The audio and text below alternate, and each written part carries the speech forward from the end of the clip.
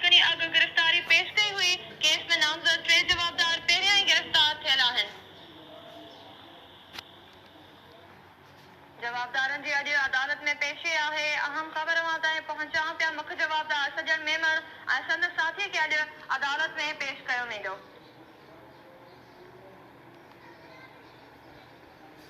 वधीक तफ़सीलनि लाइ असां राब्तो कयो आहे। छते मां KTN न्यूज़ रिपोर्टर महबूब ब्रोही सां।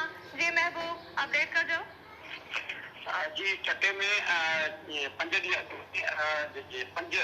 जवाबदार साथियां फराह बास और जवाबदार है DH जो पुट अनीस मेमण ऐं संदसि साथी 4 जवाबदार उन्हनि पारां तशदद ऐं तज़लील जो निशानो बणाए वीडियो वायरल करण वारे मामले में जेको मुतासिर नौजवान आहे मौसम सफ़ी कतरी हुनजे केस में नामज़द 5 जवाबदारनि खे अॼु ठटो पुलिस ठटे जी अदालत में रिमांड लाइ पेश करे रही आहे। उन लाइ तयारियूं इन वक़्त कयूं पियूं वञनि। मशीरनामा वग़ैरह तयारु कया पिया वञनि ऐं थोरी देरि में 5 जवाबदारनि खे ठटे जी अदालत में रिमांड लाइ पेश कयो वेंदो।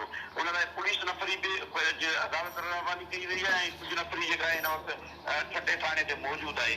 इन केस में जेके मुख्य जवाबदार आहे DHO अनीस मेमण जो पुटु सजन मेमण ऐं हुनजा साथी मुर्तज़ा खुश्क ऐं हुन सां गॾोगॾु आमर मेमण उन्हनि खे गुज़िरियल राति जेको आहे DHO वटि पाण पेश कयो हो, छाकाणि जो DHO जे घर ते चढ़ाई करे हुनखे हिरासत में वरितो वियो। हुनजी गाॾी बि बरामद कई वई, जंहिंखां पोइ गुज़िरियल दिहाड़े DHO ठटो पाण पेश करायो ठटे थाणे ते।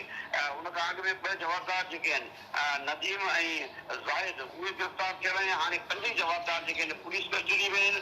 2 जवाबदार जेके नदीम ऐं ज़ाहिद उन्हनि जी 2 ॾींहं जी रिमांड हासिल कयल हुई, जेका अॼु रिमांड पूरी थी आहे। ॿीहर उन्हनि जी रिमांड हासिल कई वेंदी।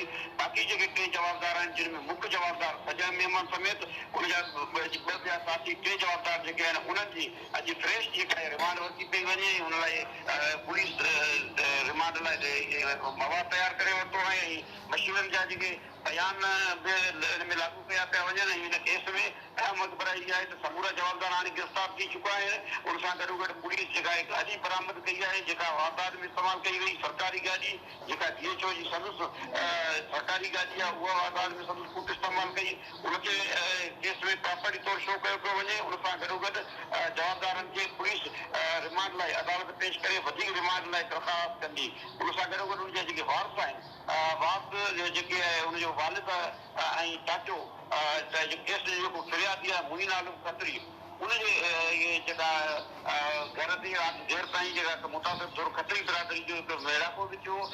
उन्हनि ते जेके राजूनी तौर ते दबाव विधा पिया बहादुर दुरिन पारां केस सां विथड्रा करण लाइ हुन गरजाणी में खत्री बिरादरीअ ख़ासि तौर ते मुतासिर दुर जो फ़ैसिलो कयो आहे त जेके बि वटनि जेके मेड़ काफ़िला आया या उन्हनि सां जेके गाॾियूं कयूं वयूं या उन्हनि ते दबाव विधो पियो वञे उहे कंहिं बि क़िस्म जे दबाव जो शिकार न थींदा।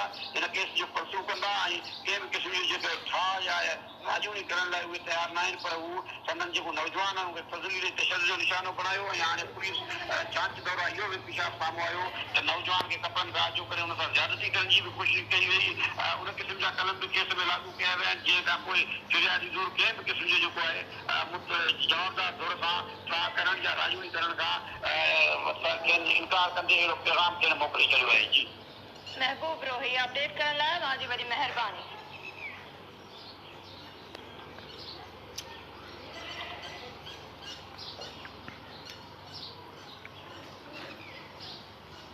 रथाबंदी ऐं